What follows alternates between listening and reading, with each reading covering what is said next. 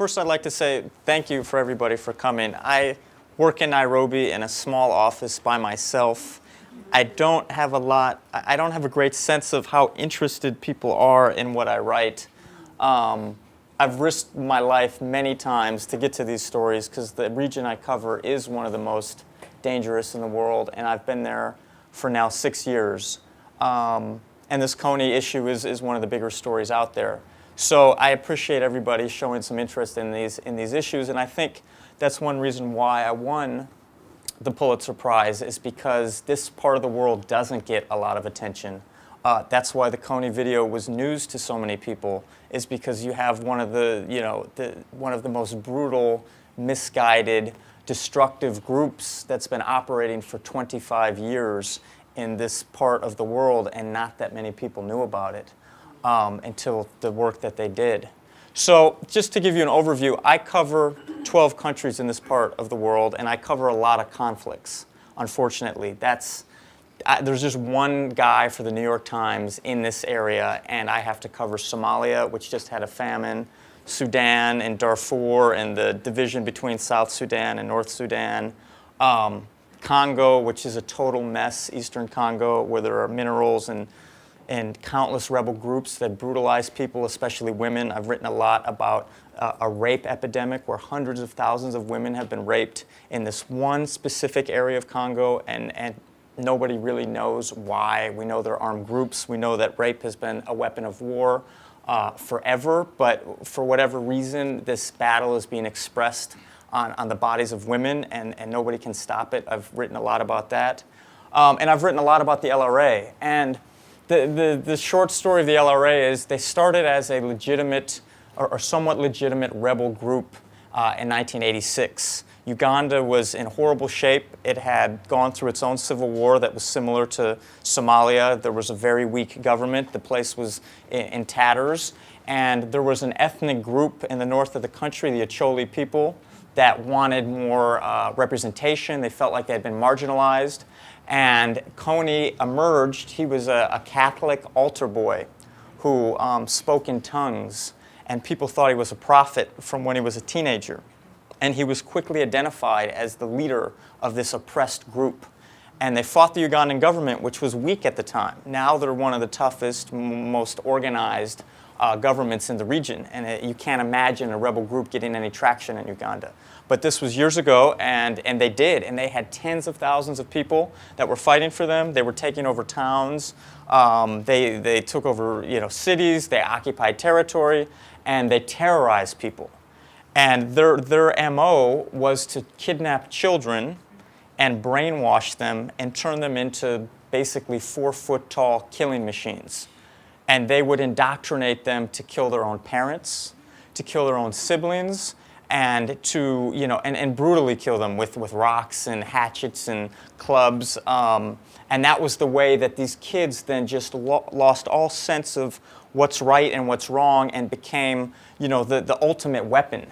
And this was a pattern that we saw across Africa, and it really picked up in the 90s, where people realized that these kids were the perfect weapon because they were impressionable, they were tougher than they looked, they were resilient, and they were fearless. They had, my wife was a public defender, and they had done some studies that she was witness to about the formation of and the development of the frontal lobe of your brain, and impulse control and a sense of right and wrong.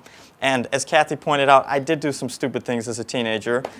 We all did, and some of that really is kind of biomedical development. And so these kids, you tell them to do this stuff, and they do it, and they just kept doing it and doing it. In 2006, the LRA was a terror for years, and I got to the region in 2006, but I had been, since my experience with Dan, following East Africa closely for a while. But the Ugandan government pushed the LRA out of Uganda in 2006. They could not hold any territory. They could not attack anybody. The government was too strong. And the U.S. gives a lot of millions of dollars in military equipment and training to the Ugandan army, and they're now considered one of the toughest armies in Africa. And a lot of them were child soldiers, actually. Guys in the army joined the army. I've been with them, and you ask an officer, when did you join the army? And he'll say, when I was 12 or 13, and this is, a big American ally. They don't do it anymore, but that's just part of the culture of the place, and they went through this real turmoil. So in 2006, Kony's guys got pushed out, and he gravitates toward where the state is weakest. He was big in Uganda when the state was weak. Then Uganda got its act together. So he goes to Congo, which is a total mess these days. It has a central government that's basically non-existent. It's not that different from Somalia. That's why the women are getting raped. That's why there's the brutality. That's why there's this free-for-all to take over the resources of the country, the minerals. So he spent some time in a national park, in an area of Congo that was, and I've been there, that's just wilderness. It's an enormous savanna with some thickly forested areas of jungle. And his guys were maybe down to 500 to 1,000 guys at that point. A lot of them were children that had gone, had spent years in his movement and were now, brutal killers. And they were hiding out in this park, and everybody knew where they were, but they weren't doing much. They were in a kind of quiet mode. They'd occasionally attack some villages in the area to get supplies, abduct more children, and then they'd sort of chill out. So in 2008, the Ugandan government said, we want to get this guy. He's refusing to come out of the jungle. There were several episodes, and I covered some of them, where Kony was supposed to show up at a certain place at a certain time and sign a peace deal. And he even sent emissaries to go and say, we're going to do this. And these diplomats from the UN and from other places were camped out in one of the most remote parts of the region. You can't drive there, you can't even fly there. They would carry in all their supplies, and everybody was waiting for Kony to show up and sign the peace deal. And meanwhile, and I don't mean to sort of go on and on about this, but it all factors into sort of where we're at. The International Criminal Court indicted Kony as one of its first cases in 2002, or around then, 2002, 2003. 2005, they indicted Kony and they charged him with crimes against humanity for the brutality of his men. And there were several, how many? 3 or 4 other? 5 at the beginning. 5 total, including Kony. So they were indicted, and then it raised these interesting issues of justice versus peace, because that was a big reason why they didn't want to give up. They were really afraid that if they surrendered to the Ugandan authorities, they'd get swooped up, shipped off to The Hague like Charles Taylor and these other warlords, and therefore there was a motivation for them to keep fighting and to not surrender. And there were discussions of, well, if they surrender, maybe we can convince the ICC to drop the case, and all this was going on up until 2008. Then the Ugandan government got fed up when Kony didn't show up one last time, and they said, we're going to attack. And they enlisted the US military to do this covert strike on this national park in Congo. It turned out to be a total disaster. Kony's guys have good sources, apparently, and they knew about the attack ahead of time. And then there were some weather problems. These helicopters couldn't take off. It was foggy, so they had to bomb with an airplane. Whatever happened, they missed Kony, they missed his commanders, they bombed the camp, and the guys dispersed and scattered throughout the area. A week later, they went on one of the worst rampages they've ever done and clubbed to death around 1,000 people, and just went into these villages, and I went to these places a few weeks later, burned them down, clubbed people to death. They attacked. It was on Christmas Day, and these guys are very good bushfighters. For however crazy they are, they're actually quite talented and a formidable enemy in the jungle. And that's why we're all still here in 2012 when this group started in 1986. And they figured out that people would be concentrated at church on December 25th, and they went into the churches and they in Congo. They're not, Uganda, they have not attacked since 2006. They're not a factor in Uganda anymore. And in these little villages in Congo that are totally cut off, again, part of this isn't by accident. This is a country that doesn't have any functioning roads, that doesn't have any infrastructure, has no telephone lines, has no cell phone network, which in Africa, just about everywhere has a cell phone network. Darfur, Somalia, the whole region I cover is covered by cell phones, except a few pockets, and Congo's one of them. And they surrounded these churches, went in there and beat people to death. They didn't even have to use many bullets, and hacked them apart with machetes. And they took little babies and tried to twist their heads off, their necks. I mean, these guys are crazy. And again, their morality has been, this professor of mine, they call it upside down morality, or it's unspeakable violence. And they did that, and part of it was bad planning, and I wrote about this, about the American government. They gave, the American government was working with these guys, the Defense Department, maybe the CIA, and they helped plan the attack, and they didn't cover the villages around it. And these guys are infamous for attacking civilian populations. So after that, they scattered. And then they spread out, and they went to the Central African Republic, they went to South Sudan and Congo, and they had sent feelers around before, and they had sort of explored these areas.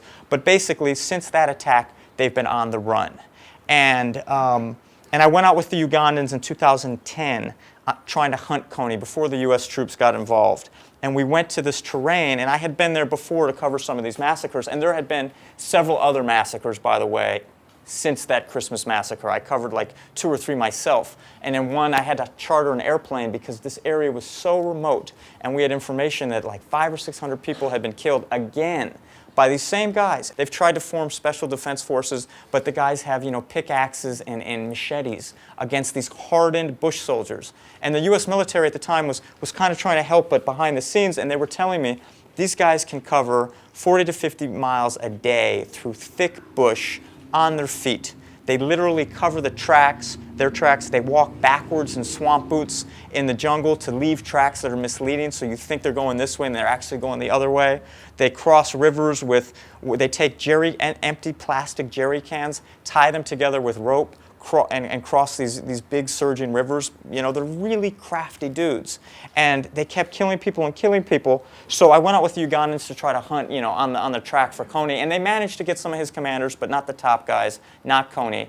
And it was just incredibly difficult walking through this jungle. And I've done some kind of hardcore stuff before. And it was, we had to hack our way through. There were very few people out there. The people that were out there it was almost like Gilligan's Island.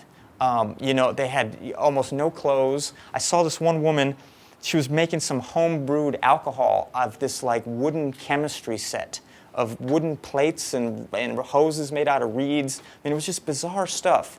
And they can't get it, they can't find him. And that's why we're where we're at. So then the last step is the U.S. military decided to get involved, and this was partly because of the work these guys did. They really raised the profile of this issue. They've been doing that for years. And all the issues I cover, Darfur has gotten the most press and has gotten the most celebrities, with George Clooney and Mia Farrow and Ben Affleck, a lot of people. And Darfur, like, all of a sudden became this, the best-known conflict in Africa. But right after that, the LRA was the second most well-known one because of these guys. And that pressured the U.S. government to finally do something. So last year, Obama decided to send 100 troops, which isn't a lot, to help the Ugandans. And just a couple weeks ago, it was like 2 or 3 weeks ago, I went to do a story. The U.S. military invited us. They flew us out there to see what's happening. And it looks a little better compared to when the Ugandans were there by themselves, but it's still really difficult. They're basically looking for a couple hundred guys in a space the size of California in the most dense jungle and remote area, one of them, of Africa. And it's like there are remote deserts in Africa, but then you can at least use drones or aerial surveillance or something. The canopy is so thick that all those neat little gizmos that our special forces and Navy SEALs have are useless. And it's like an old-fashioned foot chase detective mission. And these guys, there's a few U.S. soldiers in the jungle in different places working mostly with the Ugandans. The African Union supposedly is going to take over the mission, but it's a Uganda-led thing. This is a very personal issue for them. They want to kill Kony. He's done incredible damage in their country. They say he could reconstitute himself and come back and attack Uganda. I don't see any possibility of that. I think it's a very emotional issue for them. And so the U.S. is trying to boost their capacity and work with them to get out in the jungle. Supposedly U.S. troops are not carrying guns and going in the jungle and hunting them himself. I asked somebody, I said, well, what would you do if the Ugandans have him cornered? And they said, hey, will you come with us to go get him? And they said, oh, I don't know, I'd have to ask my boss or something. They didn't give me an answer on that one. But they say they're supporting them, just supporting them. And I think it's going to be really difficult. I think there's a good chance they'll catch him, but I think there's also, a chance that this guy could be on the run for years. I don't think he'll do as many attacks because he's pressured now. But I do think it's very, very difficult, and they're very good in their element.